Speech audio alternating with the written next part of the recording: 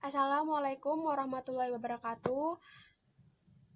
Nama saya Filia Pratiwi, NPM 2003021015,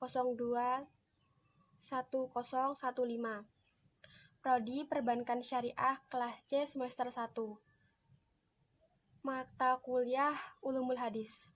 Saya di sini akan menjelaskan materi tentang sejarah perkembangan hadis. Yang pertama, hadis pada masa Rasulullah. Hadis pada masa Nabi dikenal dengan as-al-wahyi wa al-takwin, yaitu masa turun wahyu dan pembentukan masyarakat Islam. Wahyu yang diturunkan Allah Subhanahu wa Ta'ala kepadanya dijelaskan melalui perkataan, perbuatan, dan takrirnya. Yang selanjutnya, kebijakan pada masa Rasulullah Shallallahu Alaihi Wasallam.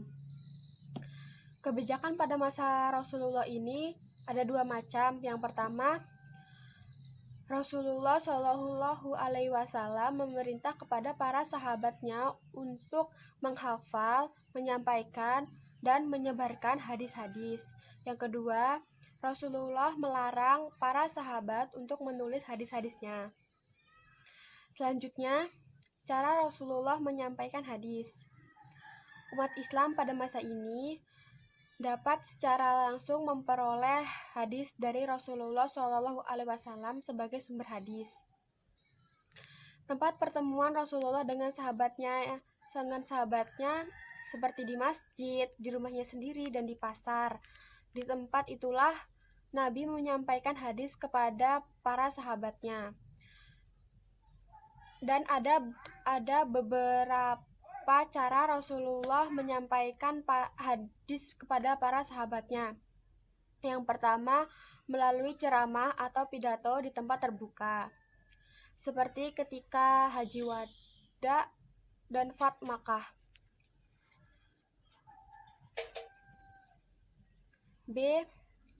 Yang kedua, melalui majelis al-ilm, yaitu pusat atau tempat pengajian yang diadakan oleh Rasulullah SAW untuk para jamaah. Yang selanjutnya, pergolakan politik dan pemalsuan hadis. Pergolakan ini sebenarnya terjadi pada masa sahabat Rasulullah, setelah terjadinya Perang Jamal dan Perang Siffin. Tetapi akibatnya sangat panjang hingga terpecahnya umat Islam menjadi beberapa kelompok. Setiap pergolakan politik tersebut memberikan pengaruh negatif sehingga menimbulkan munculnya hadis-hadis palsu untuk mendukung kepentingan politik dan untuk menjatuhkan lawan masing-masing.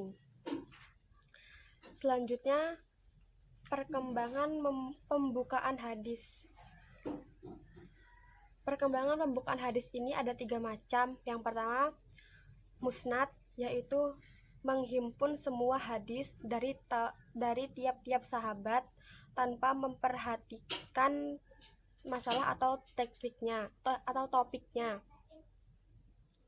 Yang kedua, al-jami, yaitu teknik pembukuan hadis yang mengakumulasikan semua 9 masalah. Yang ketiga ada sunan, yaitu teknik menghimpun hadis secara bab. Selanjutnya ada kodifikasi hadis secara resmi. Kodifikasi hadis secara resmi yaitu pengumpulan dan penulisan hadis atas perintah khalifah atau penguasa daerah untuk disebarkan kepada masyarakat. Berdasarkan beberapa riwayat kekhawatiran akan hilangnya hadis dan lenyapnya para ulama hadis merupakan faktor utama yang menyebabkan utama Khalifah Umar bin Abdul Aziz untuk melakukan kodifikasi hadis. Sekian materi dari saya. Wassalamualaikum warahmatullahi wabarakatuh.